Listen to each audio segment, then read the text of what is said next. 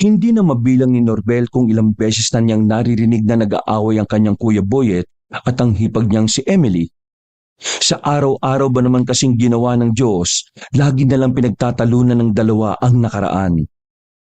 Natural na selosa ang babaeng si Emily. Noon pa lang na hindi pa kinakasal ang dalawa, nakikita na ni Norbel kung paanong pagsilosa ni Emily ang kahit na sinong babaeng nakadikit kay Boyet. Naiintindihan naman ni Norbel kung bakit ganoon ang hipag niya. May pagkasiraulo din kasi ang kapatid niyang si Boyet. May history na rin kasi si Boyet ang pambababae noon.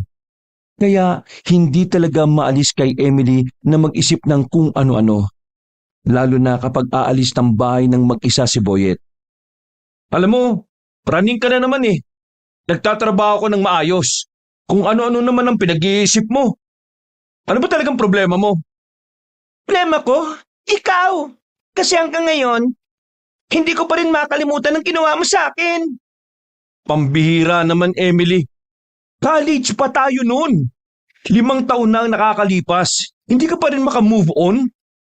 Alam mo kung anong problema niyong mga babae? Kahit hindi niyo pa kaya magtiwala, tinatanggap niyo ulit ang mga lalaki. Kaya kahit anong gawing pagsisikap ng lalaki para magbago, hindi niyo na napapansin yon. Eh di kasalanan ko pa ngayon kung bakit ako ganito? Kung hindi ka lang sana nagloko ngayon, eh di sana hindi ako magkakaganito. Kung hindi mo ako kayang pagkatiwalaan ngayon, di sana hindi ka nalang pumayag na magpakasal tayo. So, nakikipag-iwalay ka na ngayon? Tanga ka ba? Anong makikipaghiwalay? Sinasabi ko lang kung anong ginagawa mong katangahan. Basta ka! Ikaw ang tanga. Maganda ang trabaho ko sa Maynila. Mas pinili mo pang tumira dito sa Iloilo. Ngayon, wala akong maayos na trabaho dito. Puro extra na lang. Buti nga tinutulungan tayo ni Norbel sa mga gastusin dito sa bahay eh. Kasi kung hindi tayo mabubuhay. Hindi ka na nahiya? Bakit ako mahiya? Bahay ko to. Bahay mo nga to. Kaya nga ganyan ang ugali mo eh. Kahit na anong gawin kong pagsisikap, hindi ko nakikita yun. Iwas na ako sa mga babae tapos pag-iisipan mo pa rin ako ng masama. Ay nako, visit naman oh. Ano? Sasaktan mo na naman ako? Kaya nang ginawa mo ng nakaraan? Tumigil ka. Huwag mo akong udyukan, Emily. Sinasabi ko sa'yo. Ano, sasaktan mo nga ako? Isla ka naman magaling, di ba? Sinabi ng manahimik, Kuya, tama na! naawat ni Norbel ang kanyang kapatid na sana ay sasampalin na si Emily. Agad din namang umiwas ng kamay si Boyet at umupo na lang sa tapat ng lamesa. Gigil na gigil ang mukha nito na parabang uusok na ang ilong. Ano ba naman kayo? Para naman kayo mga bata. Araw-araw na lang kayong nag-aaway. Oo, nakikitira lang ako rito. Pero sana naman pakitaan nyo naman ako na maganda. Igalang nyo ako at igalang nyo din ang mga sarili nyo. Pwede naman yun, di ba? Hindi nakapagsalita ang mag-asawa. Mula kasi ng pansamantalang makitira si Norbel doon, puro sigawan at murahan na lang ang kanyang naririnig. Kung may matutuluyan nga lang siyang bahay para sa trabaho niya, hindi na siya magtitiis sa bahay na yun. Ikaw naman kuya, kapag nagbubunga nga itong si Ate Emily, hayaan mo na lang. Alam mo naman ang babae, makalak talaga eh. Huwag mo na lang sabayan. At ikaw naman Ate Emily, sana naman magkaroon ka ng konsiderasyon. Makita mo rin sana lahat ng pagsisikap ni kuya. Mapatunayan niya lang sa'yo na nagbago na siya.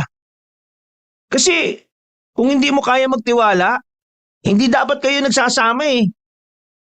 Huminga na lamang ng malalim si Emily at Boyet. Hiyang-hiya sila kay Norbel. Yun kasi ang unang pagkakataon na pumagitna na sa kanila ang binata.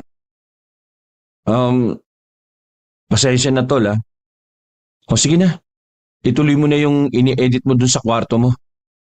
Kuya, ate tama na please. Hindi naman sa naiingayan ako kaya ako nagsasalita eh. Nagsasalita ako kasi hindi ko na kayang makita na nag-aaway kayo palagi. Lumangulang sa kanya ang babae. Bumalik na rin si Norbel sa kanyang ginagawa. Makalipas ang ilang mga sandali ay nanahimik na rin ang kanilang bahay. Sumilip ulit si Norbel sa maliit nilang sala. Nakita niyang tahimik na nanonood ng TV roon ng babaeng si Emily habang wala na naman si Boyet. Lumabas si Norbel at nagyayang kumain sa babae. Tumanggi lang si Emily dahil hindi naman daw ito nagugutom. Nasaan si kuya? Nasaan pa? Di nasa bilyaran na naman. Kaya mo na. Nakaka-stress kasi talagang maging sales agent sa bayan. Lalo na ngayon, maraming tao sa mga mall. Tumingin ng seryoso si Emily sa binata. Ikaw, kailan ka pa mag-aasawa? Ngumisi si Norbel at napailing. Nakakatakot ang pag-aasawa. Kita nyo naman kung anong nangyayari sa inyo. Sorry kung naging dahilan pa kami para magdalawang isip ka na bumuo ng pamilya. Hindi. Biro lang naman yon. Hindi lang talaga ako handa para mag-asawa. Gusto ko munang mag-enjoy sa pagiging binata.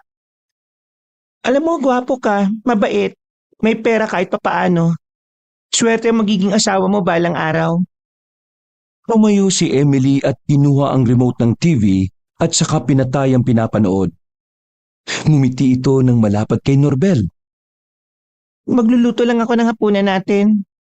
Sige te, puntaan ko lang din si kuya. Dahil sa paninermo ni Norbel sa mag-asawa, ilang buwan din na natili ang kapayapaan sa kanilang bahay. Hindi alam ni Norbel kung nag-aaway lang talaga ang dalawa kapag wala siya. O sadyang natuto na si Emily at Boyet.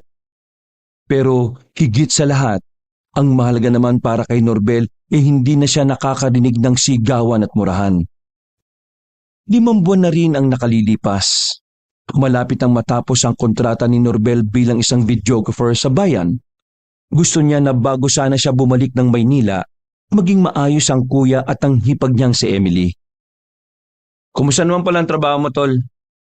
Kita ko kanina yung ginagawa mo parang pang-promotional ng tourism yun ah. Medyo ayos naman ang trabaho ko, kuya. Nakaka-stress din dahil sunod-sunod na mga ini-edit kong video eh. Naglalaro ang dalawa noon sa bilyaran.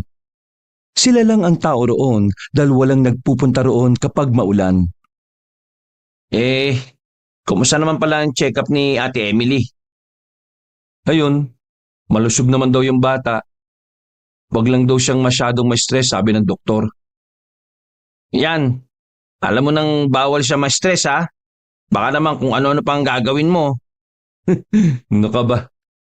Alam mo namang matagal na ako nagbago eh. Ngayong magkakaanak na kami, mas lalo pa ako magpapakabuting asawa at ama. Sa katunayan, na-promote na ako sa trabaho. Sasabihin ko pala mamaya sa kanya. Nako, congrats ya! Mukhang magiging masaya ang pag-alis ko sa susunod na buwan ah. Sure ka ba na alis ka na? Kung wala ka pa namang kontrata sa Maynila, baka pwedeng dito ka muna. Sige, titingnan ko kuya. Nag-appear pa ang dalawa nung sandaling yon. Pagkatapos nilang maglaro ng bilyar, ay umuwi na rin sila sa bahay. Basang-basa sila nang makauwi sila dahil nawasak ang maliit na payong na dala nila. Nauna nang pumunta sa banyo si Boyet para magbanlaw. Habang si Norbel naman ay inalis na muna ang damit na suot at saka piniga. Sinampay niya yon sa tapat ng kanilang bintana. Paglingon niya sa kusina, nakita niyang nakatingin sa kanya si Emily habang hawak ang sandok. Sandali silang nagkatitigan kahit halos 5 metro ang distansya nila. Nang makaramdam ng pagkailang ang binata, ay ito na mismo ang nag-iwas ng tingin. Pagkatapos na makapagbanlaw rin si Norbel, ay sabay-sabay na rin silang kumain. Kapansin-pansin ang pagiging sweet ni na Boyet at Emily sa isa't isa. Napapangiti na lamang din si Norbel habang pinagmamasdan ng dalawa. Siya nga pala, mahal. Naalala mo yung asawa na matandang nakausap natin sa palengke ng bayan last time? Yung sinasabi mong kababata ng mama mo? Oo, si Aling Norma. Bakit? Anong meron? Nangungutang na naman ba sa'yo? Hindi. Patay na siya eh. Napatigil sa pagmuya si Boyet at si Norbel. Sandaling hindi nakapagsalita ang dalawang lalaki. Hindi nila inaasahan ang kanilang narinig. Noong nakaraan lang kasi, nakausap pa nila sa bayan ng matandang si Norma. Kahit hindi naman nila lubusang kakilala ang matandang yon, nakakagulat pa rin para sa kanila na bigla na yung nawala. Patay na? Bakit? Anong kinamatay? Bumagal ang pagmuya ng babae nang maalala kung ano ang kinamatay na matanda. Ay nako, hindi ko alam kung maniniwala kayo. Kahit ako rin, hindi pa rin ako makapaniwala eh. Ano nga yung kinamatay niya? Sabi ng mga nakakita, aswang daw. Ganda natawa si Boyet nang marinig ang sinabing yun ng kanyang asawa. Si Boyet kasi ang tipo ng taong hindi naniniwala sa kwentong aswang. O kahit na ano pang bagay na may kinalaman sa mga hindi kapani-paniwala. Aswang? May aswang pa ba sa ganitong panahon? Kaya nga ayaw ko sanang sabihin eh. Kasi alam kong pagtatawanan mo lang ako. Baka naman may kaaway na naman kayo dyan tungkol dyan ha? Ito kasing kuya mo eh, nagsisimula na naman eh. Hindi naman sa pinagtatawanan ko. Ang akin lang naman eh, kwentong bayan yan eh. Kaya paano nila mapapaniwala mga tao na aswang ang pumatay doon sa matanda maraming hindi naniniwala doon. Hindi ko naman sinasabing maniwala ka. Sinabi ko lang naman kung anong sinabi ng mga nakausap ko doon. Totoo mga aswang. Napatingin ang mag-asawa kay Norbel na parehong nagtataka. Yung lugar na pinagsusyutan namin ng video, may mga katutubo doon na nagkwento sa amin na kahit hanggang ngayon daw may mga aswang pa rin silang nakikita sa kagubatan. At naniwala ka naman. Kapag mga katutubo ang mga nagkwento, hindi pwedeng hindi ka maniwala. Ano ka ba? Tao lang din ang mga katutubo. Ibig sabihin, marunong din silang magsinungaling. Ay nako Norbel, kahit na anong gawin mo, hindi maniniwala ang kuya mong yan. Piloso po yan eh. Saka lang ako maniniwala sa aswang kapag nakita ko na yung mga yan, no? Hindi malabong makakita ka rin ng aswang dito sa area natin. Kita mo naman, mapuno pa rin at magkakalayo pa rin ng mga bahay. Aswang, aswang, aswang. Oo na, bla bla bla bla bla bla bla. Basta, kung makakita man ako, di masaya, maniniwala na ako. Ay nako, makakita ka sana ng aswang at atakihin ka para kainin mo lahat ng sinabi mo. Kainis? Mapayapa namang natapos ang hapunan na yon kahit na muntikan na namang magtalo ang mag-asawa. Habang nasa kwarto na si Norbel, muli niyang binalikan sa kanyang laptop ang video na kung saan aksidenteng may nahagip na babaeng may pakpak na nakapatong sa taas ng punong nyog. Hinala ni Norbel ay aswang ang babaeng yon. Pero dahil ayaw ni Norbel na magkaroon ng katatakutan sa kanilang production, hindi na lamang niya pinaalam yon. Tutok na tutok ang mga mata ni Norbel sa laptop. Makailang ulit na niyang nireview at dinum ang kuha ng nahagip na aswang. Kahit sa ang anggulo niya tingnan, sigurado talaga siya na hindi tao ang nakita sa video. Totoo ang aswang. Di ako pwedeng magkamali tungkol sa sinabi ng mga katutubo at tungkol dito sa video na ito. Ang tanong, saan naman kaya naglalagay ang mga aswang na yun? Humiga na lamang si Norbel sa kanyang higaan at kalaunan ay nakatulog na rin ang binata. Kinaumagahan, walang ibang gagawin ng binata sa araw na yon kundi ang magpahinga. Si Boyet naman ay maagang umalis dahil kailangan nitong pumasok sa trabaho.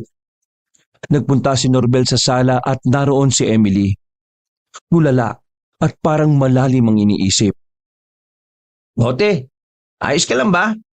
Mukhang malalim ang iniisip mo ah. Nanaginip ako. Inaaswang daw ako. Napahawak pa si Emily sa kanyang tiyan at saka tumingin kay Norbel. Inaaswang ka? Oo, sa panaginip ko. Galing daw akong lamay. Tapos, sinundan daw ako ng aswang. Hindi kaya dahil lang yan sa kakaisip mo kay Aling Norma? Hay, hindi ko na nga alam eh. Baka nga siguro. Sumapit ang kinagabihan, hindi pa rin nakakauwi si Boyet. Kaya naman si Norbel lang sasama kay Emily para magpunta sa burol na matandang si Norma. Tutal, wala pa namang gagawin ng binata sa gabing yon. Dakong 6:00 ng gabi, nakaalis na ng bahay ang dalawa. Balot na balot ang babaeng si Emily dahil mahamog na rin sa labas. Buti na nga lang din at pinayagan siya ng kanyang asawa. Nang makarating na sila sa burulan, agad silang sinalubong na isa sa mga anak ni Aling Norma. Dinala sila nito sa isang bakanting lamesa at doon pinapwesto. Maya-maya pa, naiwan si Norbel doon dahil pumasok si Emily sa bahay. Kinausap kasi ng babae ang mga anak ng matanda. Habang mag-isa siya, ay naririnig niya pa ang kwento-kwento ng mga naroon. Katulad ng sinabi ni Emily, ganun na ganun din ang pagkakakwento ng mga tao. Aswang daw ang pumaslang sa biktima.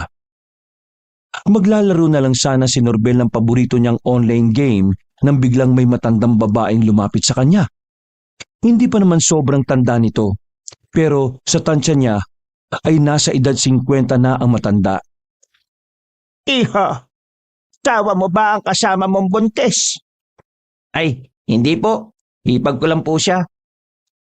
Pumiling sandali ang matanda at parang nababahala ang mukha nito. Kaya naman hindi na naiwasan ng binata na hindi magtanong. Bakit to? Ano po bang problema? Alam mo ba ang comics na may pamagat na mga pangil sa dilim? Salubong ang kilay ni Norbel na iniisip ang sinabi ng matanda. Hindi siya pamilyar sa sinasabi nito sa kanya. Hindi rin naman kasi ito mahilig sa mga comics o kahit na ano pang babasahin sa libro o comics. Ay, hindi po eh. Bakit po? Ano naman pong meron sa comics na yun? Ang pangil sa dilim ay ang kwento ng mga kakaibang taktika ng mga aswang kung papaano sila mambibiktima ng mga buntis. Sa sinabing yun na matanda ay naintriga na agad ang binata. Tinago nito ang cellphone sa bulsa at nagabang pa sa sasabihin ng kanyang kausap. Umupo ang matanda sa tabi niya at pinagpatuloy ang sasabihin nito. Isa sa mga taktika ng mga aswang ay ang maghanap ng mga buntis sa isang lamayan o burulan. Dahil ang kanilang paniniwala, ang sanggol na may dadaan sa harapan ng taong pinaglalamayan ay higit na malinamnam, masarap at mukmo. Kaya nga iho, tinatanong kita, hindi mo ba talaga alam ang comics na yon? Kasi kung hindi, gusto ko lang sabihin sa iyo na ang mga kwentong naroon ay totoo. Hanggang ngayon, patuloy pa rin ginagawa ng mga aswang ang style nilang ganon. Kaya kung ako sa iyo, bago pa lumalim ang gabi, ay iuwi mo na ang hipag mo. Teka. Naniniwala po ako sa aswang eh. Pero gaano naman po katotoo yung sinasabi nyo na ang nangyari sa comics ay ginagawa pa rin ng mga aswang? Malalaman mo ang sagot mo kung magtatagal pa kayo rito hanggang 12:00 ng hating gabi. Dahil sa mga ganoong oras, saka sila dadaan sa burol para alamin kung may buntis na nakikipaglamay. Di kailangan mo nang malagay sa alanganin ng buhay namin para masabi ko na totoo ang ginagawa ng mga aswang yon. Sa parte pa lang na nangamba ka para sa kaligtasan ng inyong dalawa. Doon pa lang dapat alam mong naniniwala ka na.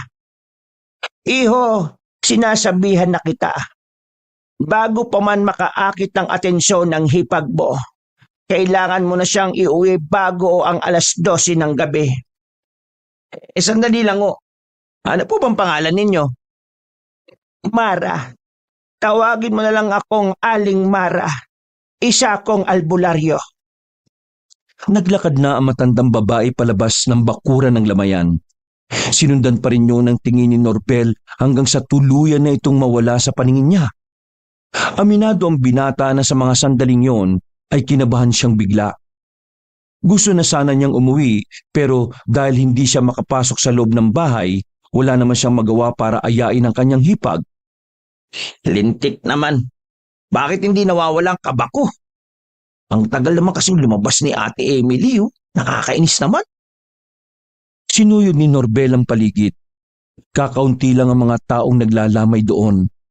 Lahat ng naroon ay sinusuri niyang maigi kung kahinahinala ba ang mga yon. Sa kabutihang palad, wala naman siyang nararamdaman na panganib sa mga nasa bakuran. Sa kakahintay sa babae, inabot na nga siya ng 12:00 sa lamesa. Ilang text at miss call na ang ginawa niya pero hindi pa rin sumasagot si Emily sa kanya. Pambira. Ano ba pinag-uusapan nila sa loob? 3 oras na sila doon ah. Napatingin si Norbel nang may isang lalaking pumasok sa bakuran. Kaedad niya ang lalaki at kilala niya ito. Kasama niya yon sa production, ang lalaking taga doon din sa probinsyang yon. "Oh bro, anong ginagawa mo rito?" Uy, Brando, ikaw pala. Sinama ko kasi yung hipag ko eh. Kababata kasi ng mama niya yung namatay. Eh ikaw, bakit ka nandito? "Ninong ko yung namatay, pre." Umupo si Brando sa harapan niya at pabulong na nagsalita. "Alam mo ba, aswang daw ang pumatay sa ninang ko." Oo, narinig ko nga rin sa mga tao rito kanina. "Naniniwala ka bang aswang yung dumali sa kanya?" Siguro. "Naku, dapat hindi mo na nilabas ang hipag mo, pre. Kalat na rito sa lugar namin ang tungkol sa aswang. Hindi ba umabot sa barangay niyo yung haka-haka?" Hindi. Boring kasi ron. "Kung ako sa'yo, pre, iuwi mo na yung hipag mo. Malalim na ang gabi. Maglalakad pa kayo papuntang terminal. Baka mamaya niyan, Ay nako, huwag ka nang manakot. Palibhasa, taga Manila ako eh. Kaya mo ko tinatakot eh no. Hindi. Sinasabi ko lang sa'yo yung mga posibilidad." Maraming salamat. Tagal kasing lumabas ng hipag ko eh. Kanina pa nga nagtitext sa akin yung utol ko na umuwi na kami. Pero mukhang napasarap yata yung chismisan nila sa loob eh. Nang makita ni Norbel na lumabas na ng pinto ang kanyang hipag, ay para siyang binunutan ng tinik sa lalamunan. Sandali muna silang sumilip sa kabaong na matanda at saka lumabas na rin ang bakuran. Naglalakad na sila patungo sa terminal ng tricycle nang bigla silang hinabol ng lalaking si Brando.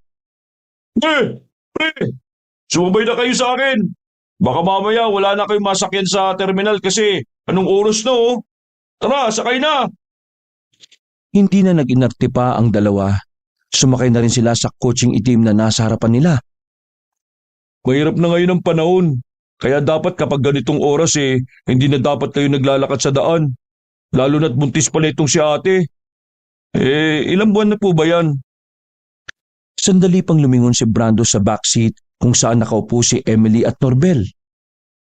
5 buwan na. Mag-aanim na sa susunod na linggo. "Naku, mainit na sa mata yan ng mga aswang." Pre, Pinutol agad ni Norbel ang sasabihin ni Brando para hindi na maparanoid ang babaeng si Emily. Hindi, ayos lang Norbel. Sa totoo lang, aswang din naman ang napag-usapan namin sa loob. in 3 hours, aswang lang ang usapan ninyo? Natatawang tumango ang babaeng si Emily. Totoo nga ang aswang. Sinabi sa akin ng mga anak ni Aling Norma na ilang araw bago mamatay ang ina nila. May kwento pa raw sa kanila si Aling Norma. Natuklasan daw ng nanay nila kung saan nakatira yung ibang aswang. Siguro kaya siya pinatay kasi para hindi daw makapagsumbong si Aling Norma sa mga albularyo. Basta, ang dami namin napag-usapan tungkol sa mga aswang. Kaya ngayon, hindi ka na dapat lumalayo ng bahay. Alam mo ng totoong aswang kaya ingat-ingat na rin. Ako mayayari kay Kuya Boyet kapag may nangyaring masama sa'yo eh. Uy, pre, dahan-dahan man. Biglang nagpreno si Brando nang makita nilang meron silang nasagasaan. Sa pagkabigla, hindi agad bumaba ng sasakyan si Brando. Kabado itong nakiramdam. "Pre, parang may nasagasaan yata ako." Ano? Nasagasaan? Nagkaalangan lumabas ang dalawa ng sasakyan. Pumunta sila sa harapan. Doon ay nakita nila ang matandang lalaki na nakahandusay. Pero wala namang dugo. Natataranta na si Brando noon dahil akala niya ay nakapatay na siya. Pero pareho silang nawindang nang biglang tumayo ang matanda na parang wala lang nangyari. Dahil sa ilaw ng sasakyan na nakatutok sa matanda, nakita nila ang namumula nitong mga mata. "Pre, bumalik na tayo sa sasakyan." Aswang ba yan, pre? "Parang, pero siguro hindi ko alam." Nagmamadali ang dalawang lalaki na makabalik ng sasakyan.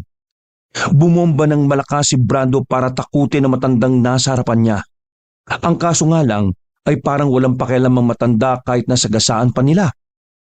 Kaya ang ginawa ni Brando ay iniatras na lamang niya ang sasakyan hanggang sa makabalik na sila sa kabilang kanto. Mas malayo ang daan doon kumpara sa karaniwang daan. Pero wala na silang magagawa. Mas mainam nang makaiwas sa hinihinala nilang aswang kahit na malayo pa ang iikutin nila. Kaysa naman malagay pa sa panganib ang buhay ng buntis na kasama nila. Hindi naman siguro tayo nasundan ano? Hindi ko alam, pero sana naman hindi. Bakit? Aswang pa yung matandang nasagasaan natin? Namumula yung mga mata niya eh. Tapos parang nangingitim yung labi. Madugis din yung muka. Parang aswang nga yun. Kasi kita mo, nabuhay pa nung nasagasaan. Biglang bumalik sa alaala ni Norbel ang sinabi sa kanya ng matandang si Mara. Tumutugma kasi yon sa kung anuman ang nangyayari. Nakakainis pa itong kuya mo. Inaaswang na ako lahat-lahat dito sa biyahe. Hindi man lang sumasagot sa mga tawag ko. Nakakainis. Eh baka naman tulog na. Pustahan, gising pa yan oh. Makalipas ang ilang minuto, wala na ring nangyaring kakaiba. Alauna nang makarating na sila sa barangay nila. Hindi na nakapasok ng barangay ang sasakyan ni Brando dahil maputik ang daan. Lulubog lang ang gulong kapag pinilit niya. Kaya naman hanggang doon na lang nito hinatid sina Norbel at Emily. Maraming salamat pre ha. Kita-kits na lang sa set mamaya. Wala nga naman pre. Ingatan mo yung hipag mo ha. Kakaiba ang ngiting pinakita ni Brando sa kanya. Batid ni Norbel kung ano ang nais nitong sabihin, pero hindi na lamang niya yun pinansin. Naglakad na lamang ang dalawa patungo sa kanilang bahay. Napadaan sila sa bilyaran at doon ay nakita nila si Boyet na abalang-abala at focus na focus sa paglalaro ng bilyar. Agad na nag-init ang ulo ng babaeng si Emily kahit medyo malaki na ang tiyan. Binilisan nito ang paglalakad palapit doon. Walang yaka talaga. Kaya pala hindi ka sumasagot sa mga tawag ko dahil mas inuuna mo pa yung bilyar na yan kaysa sa akin. Hindi nagpapigil ang babae. Kinuha nito ang tako na nakasandal sa gilid at saka pinalo kay Boyet. Mabuti na lamang at inawat agad yun ni Norbel. Samantalang nabigla naman ang ibang mga naroon. Ano ka ba naman Emily? Huwag kang nga gumawa ng eksena dito. Gagawa talaga ako ng eksena dito dahil sa kawalang kwento mong asawa. Mapapahamak na ako pero hindi kita maasahan. Norbel, ano bang pinagsasabi nito? Sabay niyo na pag-usapan yan. Ate Emily, please lang, wag dito. Sige, sabay tayo magtuos. Mabilis silang naglakad pa uwi. Pagdating nila roon ay agad na nagbunganga si Emily. Galit na galit itong pinagmumura ang asawa. Habang si Norbel naman ay nasa gilid lang habang napapakamot ng ulo. Wala kang kamalay-malay na inaaswang na ako roon kahit nasa biyaya ko. Sinuntan ako ng aswang. Mabuti na lang kasama ko si Norbel at ang kasama niya sa trabaho. Samantalang ikaw, wala. Inuna mo pa yung bilyard, visit ka. Eh sira naman pala talaga tuktok mo eh. Kaya nga si Norbel ang pinasama ko sa'yo. Kasi nga siya ang bahala sa'yo. Dalawang lalaki naman pala kasama mo eh. At nakauwi ka naman na maayos. Eh ano pang pinagpuputok ng butsi mo ha? Hindi ko sinasagot ang tawag mo? Malamang. Naglalaro ko ng bilyar eh. Malaki ang pusta ko doon. Hindi sana ako matatalo kung di ka dumating at nanggulo eh. At isa pa ha, dapat kasi maaga kang umuwi. Kung totoo yung aswang na yan, bakit ka nagpaabot ang hating gabi? Kaya yan, binuhos ko na lang sa pagbibilyar yung sama ng loob ko rin sa'yo. Text ako ng text kay Doorbell eh. Sinasabi, tagal mo daw nakikipagkwentuhan doon. Kaya mas gusto ko pang magbilyar. Baka manalo pa ako. Seryoso ka ba? Mas mahalaga sa yung pusta na yon kaysa dito sa anak natin na dinadala ko? Bumuntong hininga si Boyet at tumupo sa sofa na maliit. Eh, hindi naman sa ganun. Ang sa akin lang, wala naman ako magagawa kahit na masagot ko yung tawag mo. Ikaw na nagsabi, nasa biyahe na rin kayo. Hindi pa kami nakakaalis kaninang alas 6, sinabi na kitang sunduin mo ko kapag uuwi na. Pero nasaan ka? Wala. Ikasama mo nga naman si Norbel. Ano ka ba naman? Hindi ka ba nakakaintindi? Ang sabihin mo kasi, wala ka naman talagang pakialam sa akin kay buntis man ako o hindi. Siguro may babae ka na naman, no? Diyos ko, ito na naman tayo eh. Saka mo na ako kausapin kapag kalmado ka na, ha? Visit naman talaga, oh. Sige, lumayas ka. Huwag kang babalik dito, ha? Lumabas ng bahay si Boyet at bumalik na lang sa bilyaran. Naiwang galit na galit si Emily. Nilapitan naman ito ni Norbel para pakalmahin. Dahil sa nangyari ay bumalik na naman sa alitan ng mag-asawang Boyet at Emily. Ilang araw na ring hindi nagpapansinan ng dalawa. Sa nakikita ni Norbel, parang unti-unti na ring nagiging siraulo ang kanyang kuya. Parang kinain lang ni Boyet ang mga sinabi nitong magiging matino siyang asawa at ama sa kanilang magiging anak. Nag-abala si Norbel sa trabaho. Naging paspasan kasi ang paggawa nila ng mga video dahil halos 2 linggo na lang ay matatapos na rin ang kanyang kontrata. Alas 7 ng gabi nang ihatid ni Brando si Norbel sa kanto ng kanilang baryo. Ilang araw na rin siyang hinahatid ni Brando sa kanila dahil na rin sa nangyari.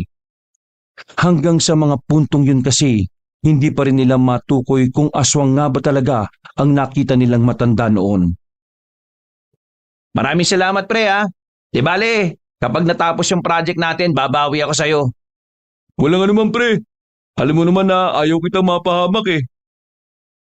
Pinaandar na ni Brando ang sasakyan paalis. Nagmamadali namang umuwi si Norbel dahil walang kasama sa bahay ang kanyang hipag. Napapadalas na rin kasi ang pag-uwi ni Boyet ng alanganin. Hindi na rin yung pinakikialaman ni Emily. Sa isip-isip nga ni Norbel, kung hindi kasalang dalawa, marahil naghiwalay na agad sina Emily at Boyet. Siraulo talaga si kuya, eh. Alam ng buntis yung tao, binibigyan niya pa ng stress. Napatigil siya sa paglalakad nang marinig ang isang tinig na pamilyar sa kanya. Nagmumula yun sa truck na nakaparada sa gilid. Dahil sa kuryosidad, dahan-dahang naglakad ang binata patungo sa gilid ng truck. Pagsilip niya, kahit medyo madilim, ay nakilala niya ang postura ng lalaking naroon. Dali-dali niyang binuksan ang flashlight sa kanyang cellphone at sa kanya tinutukan yon. Kuya? Gulat na gulat si Boyet nang mabuko na siya ni Norbel sa pambababae niya. Hindi ito makapagsalita nung una. Wala siyang alam na idadaylan sa kapatid. Eh di tama lang pala talaga na napaparinig si Ate Emily. Kasi unang-una sa lahat, hindi ka naman pala talaga nagbago, eh. Sige na Leslie, bukas na lang tayo mag-usap. Umalis ka na muna dito. Nagmamadaling umalis ang babaeng kabit ni Boyet. Nahihiya itong hinarap si Norbel. Maniwala ka man sa hindi, tol. Sinubukan ko naman magbago, eh. Lahat ginawa ko para mabalik ang tiwala niya. Pero nakakapagod na, eh. Kada kaunting pagkakamali ko lang, lagi na lang niya ako minamaliit, sinisigawan, minumura at pinaghihinalaan. Nakakapagod na, tol. At dahil doon, namabae ka ulit? Pagod na ako kay Emily. Gusto ko namang sumaya kahit na papano. Hindi ko magagawa yun kung patuloy ako makikisama sa kanya. Kuya, kasal kayong dalawa, tapos magkakaanak pa kayo. Nasisiraan ka na ba ng ulo? Kapag nalaman niya ang ginagawa mo, pwede ka makulong. Hindi niya malalaman kung wala kang sasabihin. Hindi ka naman magsasalita, di ba? Eh mali ang ginagawa mo, kuya, eh. Hindi ko na kaya, tol. Iba na si Emily. Tingnan mo, napapraning-praning na naman kung ano-ano sinasabi. Nung nakaraan, sinabi niya sa akin na inaaswang na raw siya. Parang timang eh.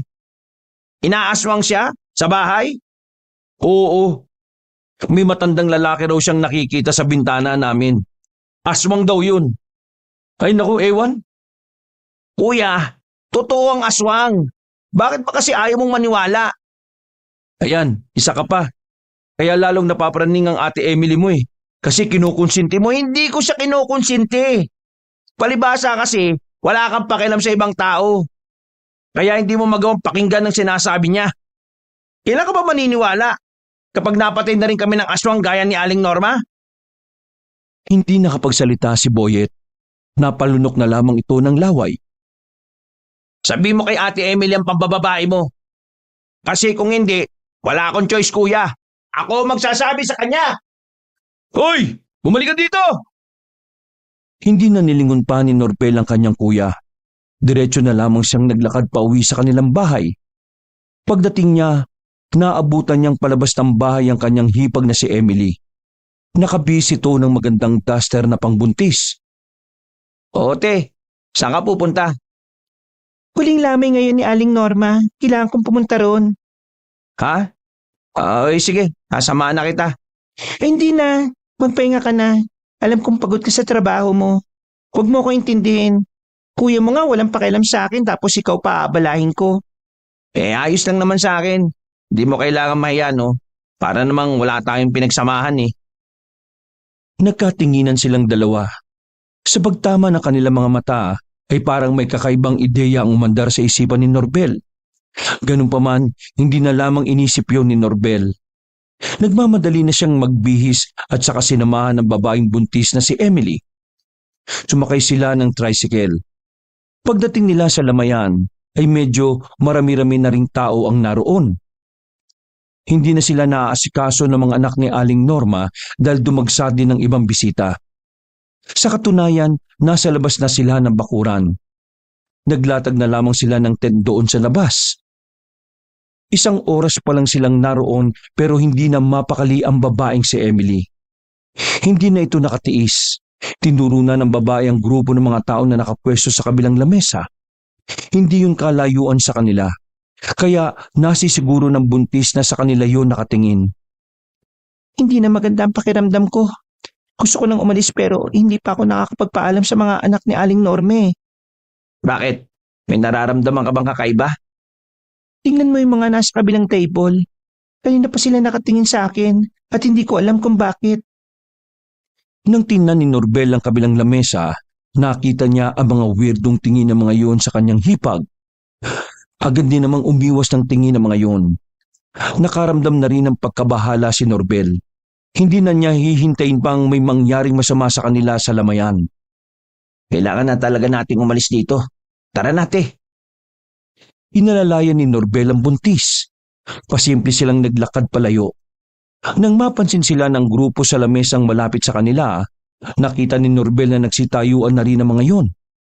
Sinabayan pa sila ng kamalasan sa mga oras na yon dahil kahit maaga-aga pa naman, walang napapadaan na kahit na anong sasakyan. Kaya wala silang choice kundi lakarin na lang ang patungong terminal.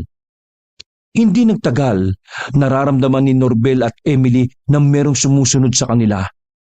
Ang mga kaluskos sa gilid-gilid, ang mga mahihinang boses na parang nagbubulungan ang siyang nagdudulot sa kanila ng labis-labis na kaba. Nang lumiko sila sa isang kanto, laking gulat nila nang may 4 na lalaking nakaabang sa kanila. Pagtingin nila sa likuran na pinanggalingan nila, palapit na rin ang mga taong nakasunod sa kanila. Maya-maya pa, nakarinig na lang din sila ng tila umaangil na mabangis na hayop. Totoo nga sinasabi ni Aling Mara na dumadalaw-dalaw ang mga aswang sa mga lamayan para sa mga buntis. Diyos ko, Norbel! Ano gagawin natin ngayon? Akong bahala te. Sa likuran ka na lang. Lumingon-lingon si Norbel sa paligid. Naghahanap siya ng pwedeng ipamalo. Kaso sa kasamaang palad ay wala naman siyang makita. Nang mapansin na lang nilang naglalakad na palapit ang mga hinihinala nilang aswang, biglang dumating ang matandang si Mara. May dala-dala pa nga itong malaking lampara na iniaamba-amba pa sa mga weirdong lalaki. Layuan niyo ang buntis na ito, mga aswang kayo! Kung hindi, hindi rin ako magdadalawang isip na paslangin kayo gamit ang latigo ko! Dahil sa presensya ng matanda, ay nakaramdam ng pag-aalinlangan ng mga aswang. Nawala ang mga angil nila at unti-unting naglakad na palayo. Nang mawala na ang mga aswang, agad na hinawakan ng manang ang kamay ng babaeng si Emily. Sumama kayo sa akin. Hindi pwedeng nasa labas kayo ngayon. Huling lamay na ni Norma ngayon. Sigurado kong marami ding aswang ang nagmamasid sa lamayan at nag-aabang kung may buntis na dadalo. 1 beses ko lang nakausap si Aling Mara. Pero pakiramdam ko naman hindi siya masama. Kailangan natin makinig sa kanya. Sige po. Dalhin niyo po kami kung saan kami ligtas at ang baby ko.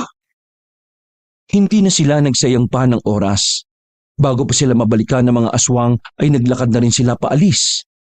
Medyo may kalayuan ang nilakad nila papunta sa bahay na matanda. Pero ang mahalaga na lamang sa kanila ay hindi na sila sinundan pa ng mga aswang.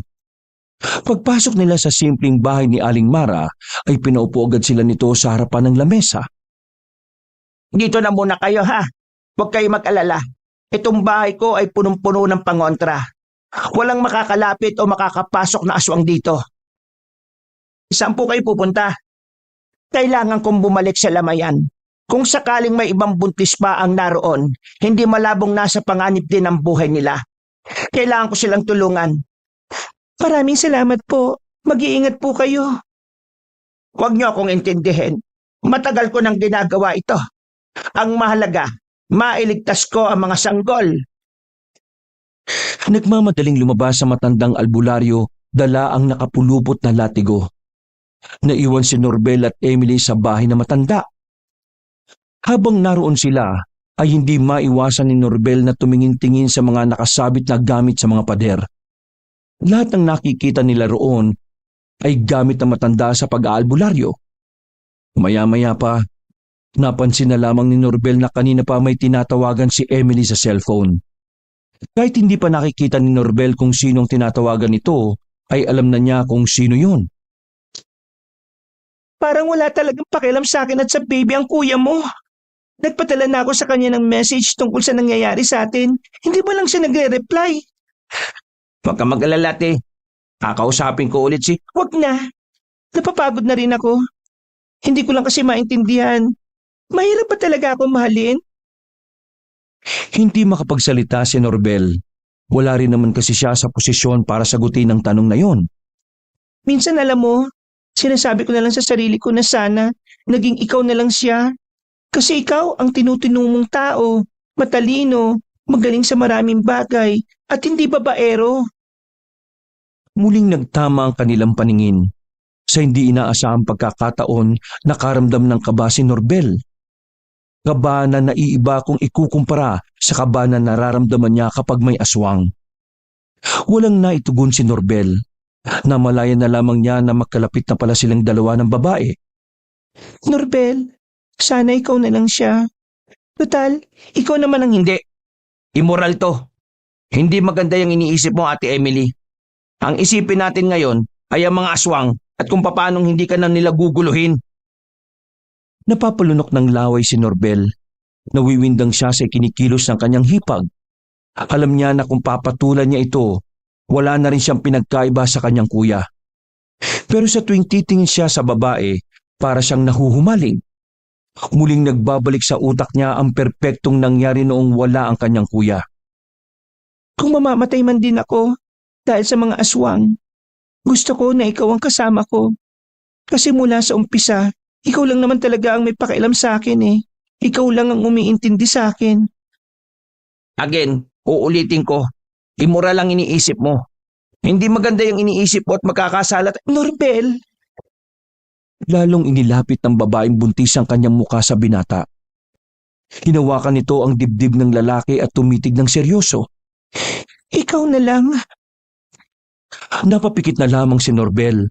Noong mga sandaling yun ay tuluyan na siyang natalo ng tukso. Nangibabaw ang katwiran na ayos lang na mangyari yon dahil nagtataksil din naman ang kanyang kuya sa babae. Nararamdaman ni Norbel ang malambot na labi ng babae. Hindi na niya nakontrol ang kanyang sarili at gumanti na rin ito ng halik.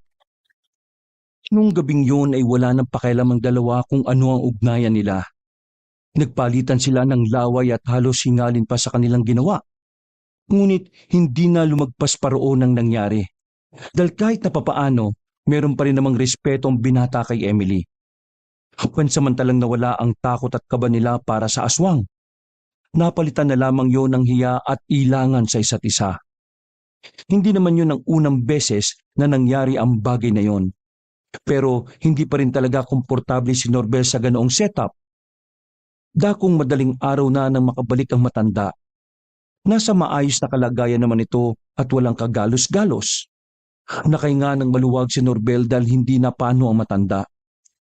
Ilang oras na lamang ay mag-uumaga na. Pwedeng hintayin nyo na lamang na magliwanag. Nang sa ganun makasiguro tayo na wala talagang aswang na susunod sa inyo. Maraming salamat po, Aling Mara. Pero, ginagawa niyo po ba talaga ito sa lahat? Oo, basta. Ayaw kong mapahamak ang mga tao kung aswang ang magdadala ng kapahamakan sa kanila. Galit na galit ako sa mga aswang na yan eh. Mga salot sila. Marami pong salamat. Siguro kung hindi po kayo dumating, wala na po ako ngayon at ang baby ko. Walang anuman basta iha. Alagaan mo ang sarili mo ha. At wag kang lalabas ng walang kasama. Kahit pa sa umaga, ang mga aswang na yan kahit umaga ay nakakalabas.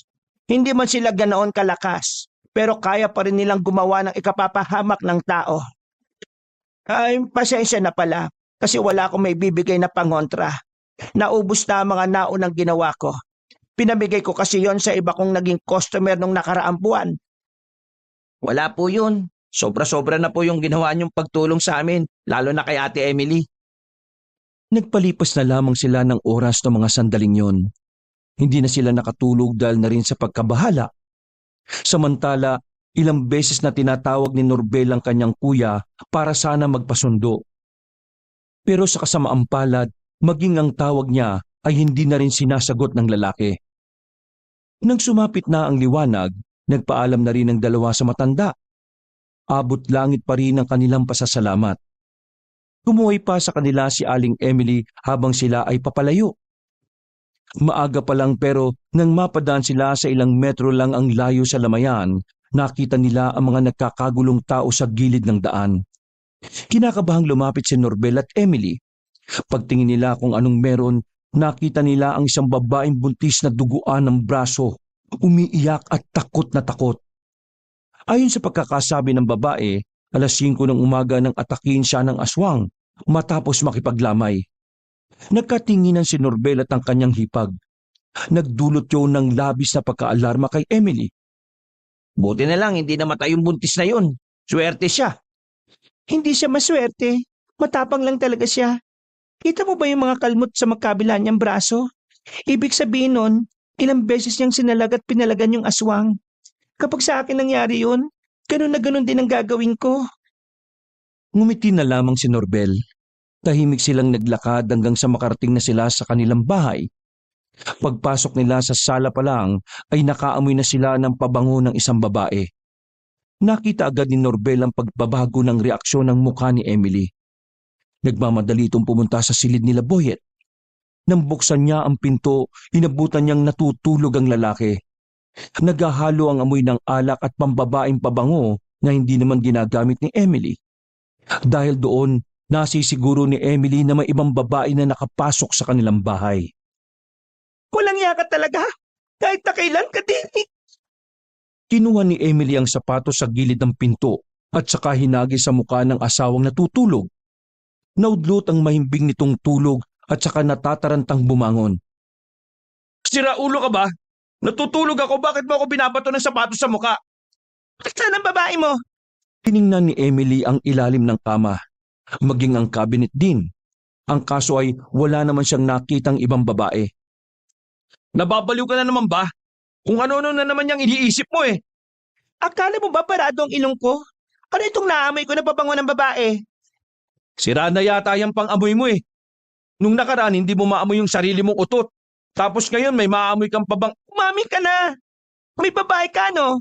Ano? May babae ka? Huminga ng malalim ang lalaking si Boyet. Hindi na niya kinakaya ang pinagsasabi ni Emily. Kahit alam naman niya sa sarili niyang tama ang hinala nito. Naiirita pa rin siya sa asawa niya. Emily, pwede ba? Huwag ngayon. Masakit ang ulo ko. At baka kung ano pa ang magawa ko sa'yo eh. Lumabas ka na nga muna.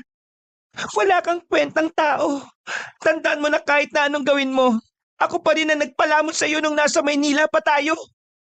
Biglang sinampal ni Boyet ang malakas si Emily. Sa lakas ng pagkakasampal ay napasubsob pa ang babae sa sahig. Sakto naman nakararating lang ni Norbel noong mga sandaling yon. Nanlalaki ang kanyang mga mata nang makitang nasa sahig ang babaeng buntis. Tarantado ka ba, kuya? Buntis ang asawa mo oh. Eh ayaw tumigil eh. Agad na inasikaso ni Norbel ang kanyang hipag. Pero nang makita ni Norbel ang dugo sa puwitan ng babae, dito na siya naalarma. Baby! Baby ko! Kuya, dinudugo si ate. Dali natin sa ospital. Hindi nakapagsalita si Boyet ng mga sandaling yon. Kabado ito. Nasa halip na tumulong na dali ng asawa sa ospital, tumakbo pa ito paalis.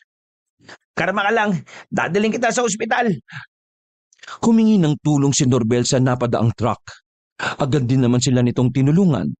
Isinakay ni Norbel si Emily doon at saka agad na lumarga patungong ospital. Mabuti na lang ay naagapan ng binata ang babae. Dahil kung hindi, base sa doktor ay baka nalaglag ang bata sa sinapupunan ni Emily. Nakahinga ng maluwag ang babae nang malamang ligtas na ang kanyang anak. Tulala itong nakatingin sa kisame habang nakaiga sa kama. Sabi ng doktor, mamayang gabi pwede ka na makalabas. Kailangan mo lang muna magpahinga rito ng maghapon. Norbel, nasaan ang kuya mo? Ewan ko sa gagong yun. Huwag ka mag-alala, ipapakulong ko yung siraulong yun. Wala akong pakialam kung kuya ko siya. Wag na. Anong wag na? Sinaktan ka niya at munti kang pang mamatay ang anak ninyo. Gusto ko na lang mawala na kami ng koneksyon sa isa't isa. Ayaw ko siyang kilalaning ama ng anak ko. Kaya, Norbel, pwede bang ikaw na lang ang kilalaning ama nitong anak ko kapag nakalabas na siya? Ha? Alam kong sobra itong hinihiling ko, pero ayaw ko lang lumaki na walang ama ang anak ko. Norbel, alam kong gusto mo rin ako. Bakit hindi natin subukan? Baliw ka ba? Ayaw mo nga mambabae ang kuya ko tapos ikaw nanlalalaki? At kapatid ko siya, baka nakakalimutan mo. Wala akong pakialam. Siya ang nauna. Tinatapatan ko lang ang ginagawa niya. Tsaka hindi naman di ba masama kung minsan sa buhay ko, piliin ko naman na makakapagpasaya sa akin. Makakapagpasaya ako? Sa'yo? Ako? Hindi nakasagot ang babae. Napatingin kasi ito sa pintuan. Nakita nitong may sumilip sa salamin. Hindi niya sigurado kung sino. Sino yung sumilip? Ha? May tao sa labas. Baka si kuya. Hindi. Matandang lalaki siya. Puti ang buhok niya eh. Lumabas ng silid sandali si Norbel. Kahit na tanghali pa lang noon ay walang katao-tao sa hallway dahil nasa lumang ospital lang naman sila.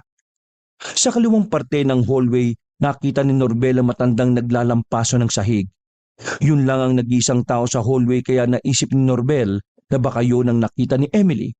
Kaya naman hindi na siya nagdalawang isip na lapitan ng matanda at tanungin. Mawalang galang na ho pero kayo ba yung sumilip dun sa room 23? Nagtatakang tumingin sa kanya matanda. Makahulugan ng iting sinukli sa kanya. Naguluhan naman si Norbel dahil doon. Pasensya ka na. Natakot ba ang asawa mo? Akala ko lang kasi walang tao. Kadalasan kasi yung mga kwarto ng paanakan pinapasok ko talaga para linisin. Nagulat nga ako kasi may tao pala. Pasensya ka na ha, hindi ko sinasadya. Ganun po ba? Huwag kang mag-alala. Wala naman ako masamang balak. Sa katunayan, matagal na akong janitor dito. Hindi. Wala po akong iniisip na ganun. Medyo may trauma lang po kami. At siya nga po pala, hindi ko po siya asawa. Hindi mo siya asawa. Akala ko ikaw ang asawa niya eh. Mukha kasi kayong mag-asawa eh. Pasensya na rin po kung na-offend kayo sa pagtatanong ko ha. Hindi naman ako na-offend. Kahit naman siguro sino ay magtataka rin sa ginawa ko. Malapad ang ngiti sa kanya na matandang lalaki. Kahit na ganun, hindi pa rin maintindihan ni Norbel kung bakit parang hindi siya komportable. Kaya naman naisip niyang alamin ang pangalan nito. Ano nga po palang pangalan ninyo? Tawagin mo na lang akong Nano. Mang Nano. Sige o. Mauna na ho ako. Baka hinihintay na ako ng kasama ko. Ingatan mo siya ha. Delikado ang panahon ngayon para sa mga buntis na kagaya niya. Sa hindi malamang dahilan, bigla na lamang nagtayuan ang balahibo ni Norbel. May kung anong weirdong pakiramdam ang bigla na lang nabuhay sa sistema niya. Noong mga sandaling yon, hindi na mapalagay si Norbel. Kaya naman kahit na may pasok pa siya sa araw na yon, ay talagang hindi na niya iniwan ang babaeng si Emily. Nagbantay siya sa kanyang hipag. Nakatulog na ang babae. Samantala, pagsapit ng alauna ay dumating naman si Brando. Sandaling lumabas ng silid si Norbel para kausapin ang lalaking nasa harapan ng pintuan. Oh, nandito na yung mga pinabili mo.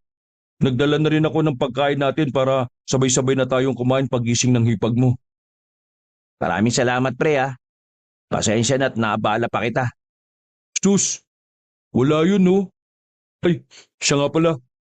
Hindi pala natuloy yung shoot natin ngayon. Yung direktor natin sumakit yung tiyan eh. Ah, buti naman. I mean, sana okay na si Direk bukas. Pero pre, hindi naman siya nanghihimasok ako ah. Pero ano bang nangyari at bakit munti ka nang makuda ng hipag mo? Huminga ng malalim si Norbel. Sandali pa siyang sumilip sa loob gamit ang salamin ng pintuan. Ever since kasing maging mag-asawa sila ng kuya ko, hindi na sila magkasundo eh. Kanina, ayun, nagkasakitan sila. Nasampal ni kuya itong si Ate Emily. Tapos, tumakbo si kuya paalis. Huwag lang siyang magpapakita sa akin ako. Aduduguin ko talaga yung mukha niya. Isumbong niyo na lang sa pulis. Mas maiging legal pre. Ayaw nang ipag ko eh. Ayaw na siguro niyang may intindihin pa. Tumingin-tingin si Brando sa hallway. Parang inaalam muna nito kung may ibang makakarinig sa sasabihin niya. Oh, bakit pre? Pre, bakit dito sa ospital na to kayo pumunta? Bakit hindi sa bayan? Nakisakay lang kami kanina sa truck eh. Kaya dito na kami binaba, total, ito ang pinakamalapit. Isa pa, hindi na rin kita kinontak pa kasi akala ko nasa set ka na eh. Bakit ba? Ano bang problema? Mukha namang okay yung mga staff dito ah. Pre, dito sa ospital na ito maraming kaso ng nawawalang anak. I mean, yung mga bagong panganak noong 2005, sunod-sunod na nawawala ang mga sanggol nila. Hindi to chismis ha. Kasi nung nakarang taon lang din, may insidente ulit. Kapitbahay naman namin. Dito siya nanganak. Iniwan lang siya saglit ng asawa niya. Paggising niya, wala na yung anak niya. Kaya, pansin mo ba? Walang ibang buntis o mga bagong panganak ang mga nasa room dito sa paanakan? Sa nalaman ni Norbel, lalong nadagdagan ng takot niya para sa kanyang hipag. Kaya pala una pa lang, hindi na maganda ang pakiramdam niya sa ospital na yun. Pero dahil wala naman silang choice, ay wala naman siyang magawa. Pwede naman na yata makalabas ang hipag mo eh. Ialis mo na rito pre habang maaga. Hindi ko ba nahihiwagaan sa ospital na ito? Lumang-luma na. Alam mo, palagay ko nga may aswang dito eh. Sinasabi mo ba sila ang kumukuha ng mga sanggol dito? Oo pre, ganun nga ang naiisip ko. Kaya ngayon pa lang, umalis na kayo rito. Maniwala ka sa akin. Kahit isearch mo pa sa internet yung tungkol dito. Hindi pa sumasapit ang 3:00 ng hapon, pinilit na ni Norbel na makalis sila sa ospital na yon. Gamit ang sasakyan ni Brando ay umalis na sila roon. Nagtataka pa nga si Norbel dahil noong pasakay na sila, nakita niya pa si Mang Nano na nasa labas. Masama ang tingin sa kanya. Habang nasa biyahe sila, doon lamang napagtanto ni Norbel kung ano ang dahilan. Kinalibutan siya ng isiping baka ang matandang janitor na si Nano ay isa palang aswang. Hinatid sila ni Brando sa kanilang bahay. Katulad ng inaasahan, wala roon si Boyet. Marahil ay natakot itong bumalik sa pangambang baka ipadampot ito ni Emily sa mga pulis. Paano pre? Alis na muna ako ha. Kailangan ko lang mamili sa bayan. Kapag may kailangan kayo, tawagan mo lang ako agad. Ate Emily, kainin niyo po yung prutas na binili ko ha. Makakabuti po yun sa inyo. Maraming salamat, Brando. Mag-iingat ka sa bayan, ha? Bawi ako sa iyo next time pre. Pag-andar ng sasakyan ay saka lamang sila pumasok sa loob ng bahay. Napatigil si Emily sa sala habang hawak-hawak ang mag-aanim na buwan niyang tiyan. Malungkot ang mukha nito. Magpahinga ka na muna sa kwarto. Huwag ka mag-alala. Dito lang ako. Babantayan ko kung sinong lalapit sa bahay. Kapag umuwi si kuya, paalisin ko kagad. Magpahinga ka na rin. Alam kong pagod ka. Pag mo akong intindihin, ayos lang naman ako eh. Naiwan si Norbel sa sala. Binuksan na lamang nito ang TV at nanood. Hapon pa lang naman noon pero antok na siya. Kaya makalipas lang ang 5 minuto, hindi na namalayan ni Norbel na nakatulog na pala siya. Dakong 7:00 na ng gabi nang magising siya. Nakakarinig kasi siya ng mabibigat na paa sa kanilang bubong. Namulagat ang kanyang mga mata nang biglang pumasok sa isipan niya ang aswang. Sunod niyang naalala ay ang hipag niyang buntis. Nagmamadali siyang pinuntahan si Emily. Pagbukas ng babae ng pinto, alam at nararamdaman na rin pala nito kung ano ang nasa bubungan nila. Isinirado nila ang pintuan at ang bintana. Pinaupo ni Norbel ang babae sa kama, habang siya naman pumesto siya sa bintana at pasimpleng nakikiramdam sa labas. Ate Emily, may load ka ba? I-text mo si Brando. Sabi mo pumunta siya rito. Isama niya kamo si Aling Mara. Hindi nagsayang ng segundo ang babae at agad na sinugod ang sinabi ni Norbel. Nag-reply naman agad si Brando at sinabing pupunta ito. Ilang minuto pa ang lumipas, palakas ng palakas ang mga yabag ng paa sa bubungan. Hindi lang isa ang nararamdaman nila. Palagay ni Norbel, hindi bababa sa 4 na aswang ang umaaligid sa bahay nila. Narinig nilang may kumalubog sa sala. Sumilip si Norbel sa butas ng pinto. Nakita niya sa sala na nawasak na nang may kung sinong nagpupumilit na pumasok. Parang binabangga-bangga ang pintuan sa sala. Dahilan para mas lalong kabahan si Norbel at Emily. Norbel, ano gagawin natin? Paano kung makapasok sila sa sala? Makakapasok na rin sila rito. Kumalma ka lang. Nararamdaman ko makakarating sila Brando rito. Natigil ang kanilang pag-uusap na makarinig sila ng pamilyar na boses para kay Norbel. Isang matandang lalaki ang nasa harapan ng main door. Ito! Sinado ito! Nandito lang ako kasi may gusto lang sana akong isauli sa inyo. Naiwan nyo kasi yung tsinelas ng buntis kanina sa ospital. Pwede bang buksan nyo ang pinto? Nang sa ganun maibalik ko itong tsinelas na ito. Di natin siya pwedeng pagbuksan. Malakas ang kutob ko na aswang ang janitor na yan eh. Iho naman! Natitiis mo bang mahabugan ng isang matandang lalaking katulad ko? Malamig dito sa labas Baka pwede naman papasukin mo para naman makapagkape ako. O baka naman iniisip mo na isa akong aswang. Ang sunod nilang narinig ay tawa ng matandang lalaki sa labas. Para itong nabubuang.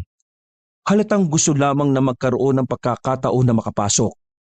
Noong mga oras na yon, nanindigan si Norbel na kahit na anong mangyari, hindi sila lalabas ng silid na yon. Pero sa mga sumunod na sandali, naging kakilakilabot na ang mga nangyari. Nawasak na ang pintuan ng kanilang sala. Nakita ni Norbel sa maliit na butas na nakapasok na si Mang Nano sa sala nila. Kasama nito ang 3 aswang. Dahil maliwanag sa sala, kitang-kita ni Norbel sa maliit na butas na yon ang nakakatakot nilang mga anyo. Pasensya ka na, iho.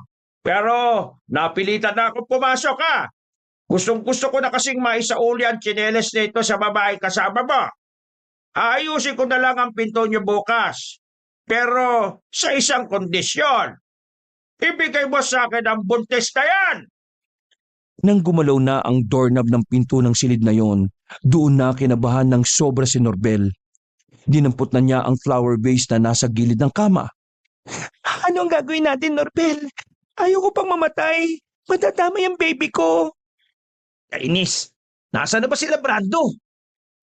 Iho, bibigyan kita ng pagkakataon makapili ng magiging kapalaran mo. Kung ibibigay mo sa akin ang buntis na yan, hindi kita idadamay. Pero kung hindi ka makikinig sa akin, pwede kayong mamatay ng magkasabay. Anong pipiliin mo, ha? Noong mga sandaling yun ay napilitan na si Norbel na sumagot. Naisip niyang pahabain ang usapan para kahit papaano makagawa siya ng oras para kina Brando. Bakit niyo ba ito ginagawa? Wala naman kami kasalanan sa inyo Bakit namin to ginagawa? Kasi nagpakita kayo sa lamayan. Doon nagsimula ang lahat kung bakit naging ganito ang kapalaran yung dalawa. Umagat kayo sa batibong. Kayo ang pumatay kay Aling Norma? Kami nga. Ano naman gayon? May gagawin ka bang lalaki ka? Sigurado kung nanginginig na ang itlog mo ngayon habang iniisip kung paano kayo makakatakas sa silid na yan. Nagmamakawa ako sa inyo. Nakiusap. Huwag niyo po kaming guluhin. Gusto lang naman naming mabuhay ng mapayapa eh. Pasensya ka na talaga, iho. Pero kaming mga aswang, kailangan din naming mabuhay. At para mabuhay kami, kailangan naming makakain ng masarap na sanggol. Sabay-sabay na umangil ang mga aswang na nasa sala. Gagawin ko ang lahat, huwag niyo lang saktan ang buntis na ito. Gagawin mo lahat. Sigurado ka ba sa sinasabi mo? Oo, kahit manghidot pa ako ng ibang buntis para ibigay ko sa inyo, gagawin ko. Huwag niyo lang patayin ang babaeng ito. Nagmamakawa ako sa inyo. Alam mo, parang magandang ideya ang sinasabi mo Ang kaso nga lang, ngayon kami nagugutom eh. Hindi na kami makakapaghintay pa. Kaya, paalam iho. Total, pinili mong mamatay kasama siya. Wala na akong magagawa. Sinipa ni Mang Nano ng malakas ang pintuan. Bumungad kina Norbel at Emily ang matandang lumilitaw-litaw pa ang matulis at mahabang dila. Nakakapanindig balahibo rin ang tatlong kasama nito na parang tulad ng matanda, naglalaway na rin at parang takam na takam.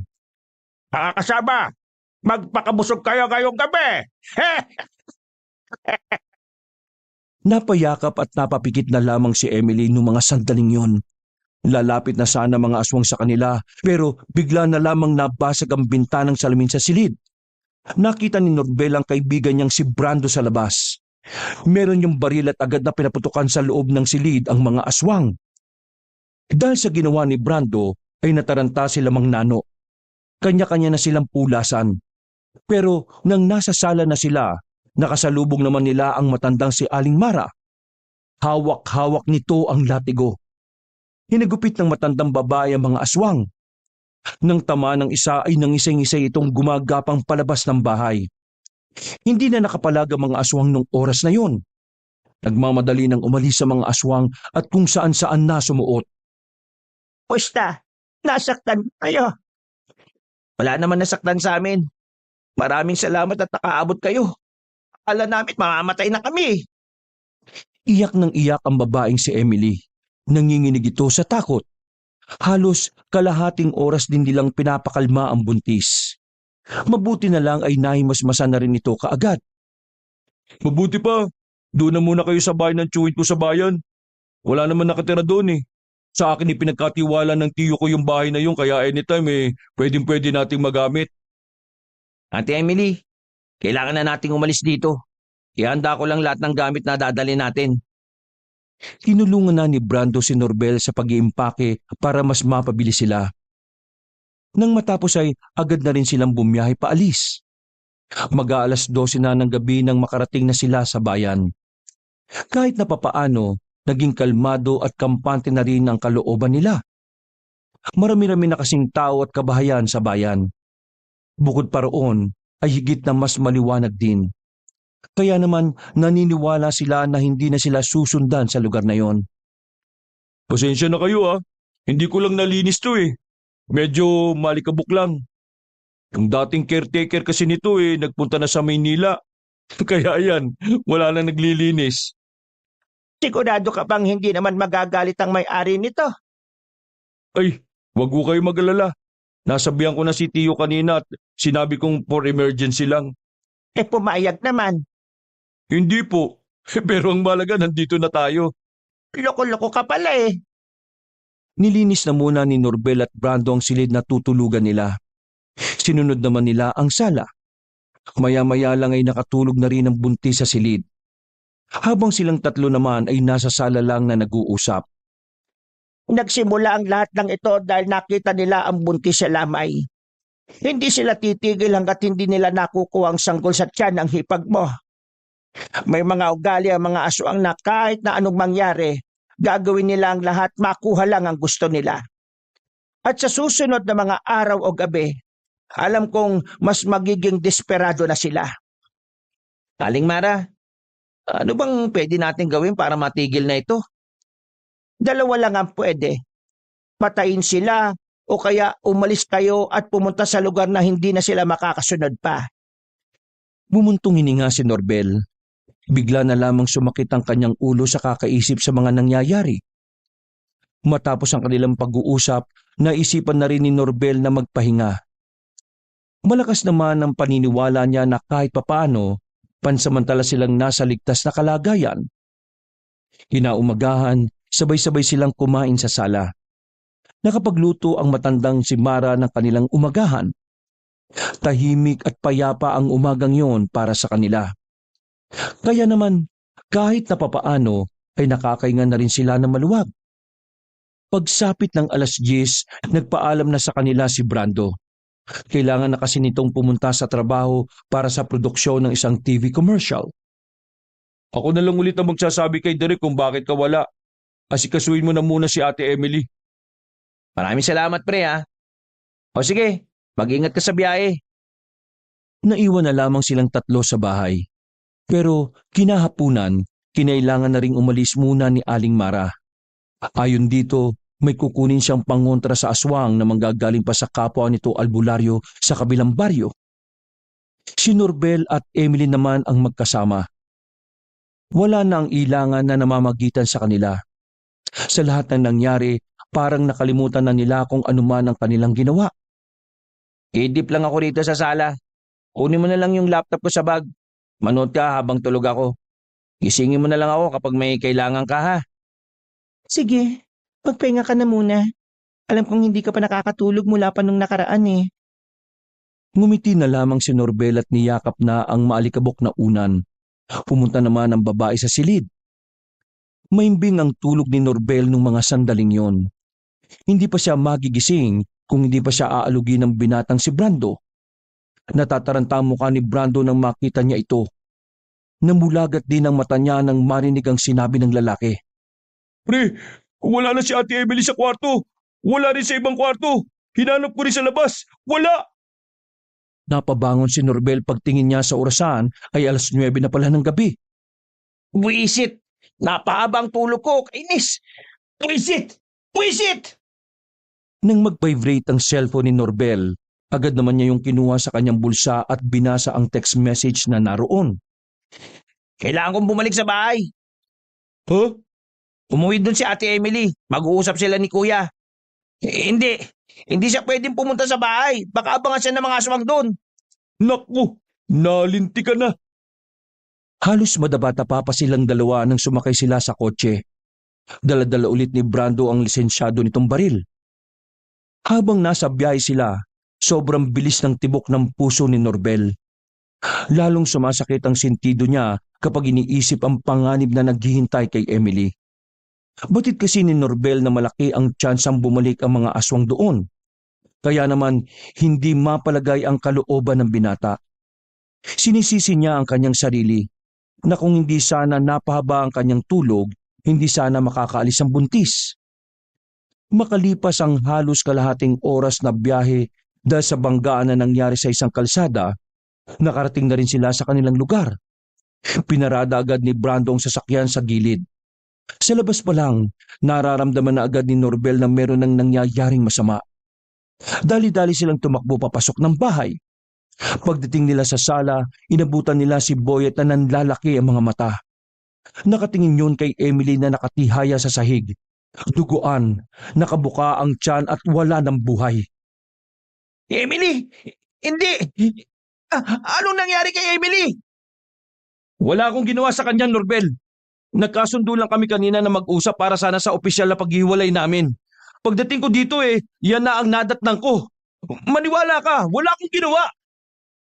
Marami itong naglakad sa babae. Parang gumuho ang mundo ni Norbel noong mga sandaling yun. Hindi kinakaya ng kalooban niya na tingnan ang brutal na pagkamatay ng babae. Kahit na alam niyang aswang ang gumawa nun kay Emily, hindi niya mapigilan ng sarili na hindi sisihin ng kanyang kuya. Kasalanan mo ang lahat ng ito, Kuya eh. Ikaw ang dahilan kung bakit namatay si Ate Emily. Oh, bakit ako? Sinabi ko naman sa iyo na wala akong kinalaman dyan, di ba? Nagulat din ako kung tinrato mo lang sana siya ng tama. Kung minahal mo siya ng maayos, kung hindi ka lang sana ng babae, hindi siya aabot sa ganito. Ikaw ang punot dulo ng lahat ng ito eh. Biglang inagaw ni Norbel ang baril kay Brando at agad na tinutok sa kanyang kuya. Norbel, Bitiwan mo yan. Pag-usapan natin to ng maayos. Nakikiusap ako sa iyo, tol. Pre, wag. Hindi maganda ang gagawin mo. Hindi to ang tamang panahon para magsisihan. Aswang ang kalaban natin dito. Aswang ang pumatay kay Emily. Ibalik mo sa akin yan, pre. Wala akong pakialam. Yung mga taong katulad mo, kuya, dapat hindi na nabubuhay sa mundong ito eh. Wala kang kwentang asawa. Napalingon-lingon sila sa labas nang marinig na tila may mababangis na hayop. Kumaangil ang mga yun sa labas. Dahil doon, pansamantalang natigil ang tensyon na namamagitan sa magkapatid. Ha? Ano yun? Pre, bumalik sila. Mukhang pati tayo tatapusin nila. Wala nang nararamdamang takot si Norbel sa mga pagkakataong yon. Sa halip, mas gustong-gusto niyang makaharap ang mga aswang. Nang sa ganon ay maiganti niya ang pagpatay kay Emily. Mga aswang, magpakita kayo. Magtoast tayo hanggang kamatayan. Isang malakas na tawa ang narinig nila sa bakuran. Pagtingin nila roon ay nakita nila si Mang Nano na may dugo-dugo pa ito sa bibig at dibdib. Galit na pinagbababaril ni Norbel ang matanda. Pero dahil likas na maliksi ang matandang aswang ay nakailag yun. Tumuntong yon sa taas ng puno ng nyog na nasa gilid. Sinabi ko naman sa iyo, iho. Ingatan mo ang babaeng yon para hindi mapahamak, di ba? Pero anong ginawa mo? Hinayaan mo mag-isa. Walang iya ka. Bumaba ka dyan. Papatayin kitang aswang ka. Tumawa lang ng tumawa matanda. Ilang beses na pinagbababaril ni Norbel yun pero dahil hindi naman ito eksperto sa paghawak ng baril, hindi niya yun magawang tamaan. Pre, inubos niya lang ang bala mo. Itira mo yan sa iba pang aswang. Hindi nga nagkamali si Brando. Naglitawan ng mga aswang sa bubungan, sa gilid at sa mga puno. Nung pagkakataong yon, alam na ni Norbel na nasa alanganing kalagayan na sila. Pero dahil sa nag-uumapaw niyang galit, hindi na rin siya nakaramdam ng takot. Pinagbababaril niya ang mga nasa bubungan. Sa puntong yon ay nakatama na siya ng ilang aswang. Nagbagsakan yun sa lapag. Habang nangyayari yun ay nasa gilid lang si Boyet. Parang batang takot na takot. Wala akong pakialam kung mamamatay ako rito. Sa kasamaang palad, naubusan na siya ng bala. Nasa aktong aatake na siya ng isang aswang pero humarang ang kanyang kuya Boyet. Tinamaan si Boyet ng mahabang kuko ng aswang. Tumagos pa yon sa kaliwang balikat. Paghugot ng aswang ay nasa luyon ni Norbel. Sige na, tumakas na kayo, dali! Hindi makapagsalita si Norbel. Hindi niya inakala na gagawin yun ng kanyang kuya. Pero sa halip na matuwa, mas lalo lang siyang nagalit. Naisip niya kasi na paraan yun ni Boyet para takasan at hindi na pagbayaran ng mga ginawa nito kay Emily. Bakit? Bakit mo to ginawa? Kahit kailan talaga, sakit tuwag eh. Tatakasan mo na lang ng ganito mga ginawa mong hindi maganda sa asawa mo. Napaka makasarili mo. Patawarin mo ako. Ayaw ko lang mawala ka, bunso. Tuluyan ang humagulgol si Norbel. Kahit na naging siraulo ang kanyang kuya Boyet, hindi pa rin naman nawala ang pagmamahal niya rito. Kaya naman masakit para sa kanya na mamatay ng ganon ng lalaki. Namalayan na lang nila na napapalibutan na sila ng mga aswang. Habang nakatingin sa kapatid na wala ng buhay, tanggap na ni Norbel na hanggang doon na lamang ang lahat. Iho, pasensya ka na talaga. Pero ang kabayanihan mo dito na matatapos. Teka, anong gagawin niyo sa amin? Ano pa ba? Di kakainin. Unti-unti nang lumapit sa kanila ang mga aswang. Buti na lang biglang dumating ang matandang si Mara. Kasama na nito ang anak nitong pulis na may daladalang Armalite. Aswang yan, anak! Ratratin mo! Walang nagawa si Mang Nano. Hindi sila nakapaganda ng ratratin sila ng anak ni Aling Mara. Nang isay-ngisay ang mga aswang at agad na nagbagsakan sa sahig. Ilang minuto lang nalagas na agad ang mga aswang.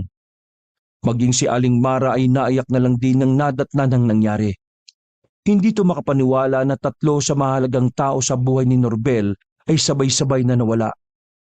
Iyak ng iyak si Norbel noon. Para siyang masisiraan ng ulo. Hindi niya magawang matanggap na nawala ang kanyang kuya at ang babaeng si Emily. Pati na rin ang sanggol na nasa sinapupunan nito. Sa nangyaring trahedya na yon, sobra-sobrang depresyon ang dinanas niya. Isang linggo matapos ilibing ang dalawa, nagpatingin na si Norbel sa espesyalista. Dahil kada gabi na pipikit siya, lagi niyang nakikita ang duguan na katawan ni Boyet at Emily. Hindi rin mawala-wala ang imahe ng aswang sa utak niya. Lumipas ang 1 buwan, nakabalik na rin sa Maynila si Norbel. Kahit masakit, kinailangan niyang makausad. Iniwan niya ang bangungot na nangyari sa lugar na yon. Nabalitaan na ng management yung nangyari sa kuya at hipag mo. Hindi ko nga alam kung sinong nagsabi. Wala naman akong sinasabi sa kanila. Sinabi ko, Ha? Akala ko ba walang makakaalam maliban sa pamilya mo? hindi naman sila naniwala na dahil sa aswang kaya nawala si Kuya at Emily. Nag-resign na rin naman ako kanina. Kaya wala nang dahilan para araw-araw nilang isipin na may kasama silang nababaliw. Ay, gagi. Pasensya ka na, di ko sinabi sa'yo. Sa ngayon, gusto ko na lang munang manahimik. Susubukan kong makamove on sa mga nangyari. Sige pre, naiintindihan kita. Wala namang problema sa akin eh. Basta, kapag kailangan mo ng tulong ko, tawagan mo lang ako. 1 call away lang naman ako, alam mo yan. Maraming salamat pre ah. The best ka talaga. Huminto na ang sasakyan sa tapat ng bahay na uupahan ni Norbel. Nagdesisyon siya na magsarili ng bahay para mas madali niyang makuha ang peace of mind na gusto niya. Matapos nilang ipasok ang mga gamit sa sala, nagpaalam na rin sa kanya si Brando. Napangiti na lamang si Norbel. Malaki ang pasasalamat niya sa taong yon dahil sa dami ng naitulong nito sa kanya. Pre, ingat ah. Maraming salamat talaga. Walang anuman pre. Sige, see you soon. Habang sinasalansa ni Norbel ang mga gamit, nakita niya ang librong ibinigay sa kanya noon ni Emily. Pagbukas niya ng libro, nalaglag ang kapiraso ng papel na kulay asul. Nang buksan niya yon, agad na tumulo ang luha niya nang mabasa ang nakalagay sa sulat. Doon niya nalaman na ang pinagbubuntis pala ni Emily. Siya pala ang ama at hindi ang kanyang kuya. Wakas. Hindi na